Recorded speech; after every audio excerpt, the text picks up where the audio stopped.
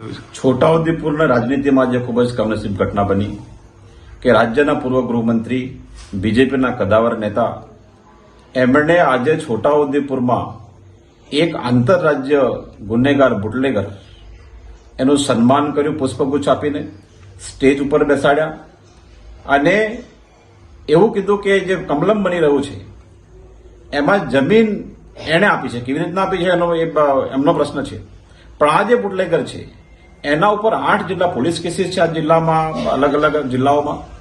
અને 2022માં છોટાઉદેપુરની બાહોશ પોલીસે આ બુટલેગરની ધરપકડ કરી હતી અને થોડાક જ સમયમાં એ પોલીસ ઉપર એસીબીની કાર્યવાહી થઈ. આ કયા પ્રકારનો ઘટનાક્રમ છે, શું ક્રોનોલોજી છે એ એમને ખબર, પરંતુ આવા લોકોને બીજેપી સ્ટેજ ઉપર લાવે, રાજનીતિ કરે તો કયા પ્રકારની રાજનીતિ કરવા માંગે છે? અને કમલમ જે છે એ આવા લોકોની દેન રહેશે અને આ કાયમ છોટાઉદેપુરમાં રહેશે?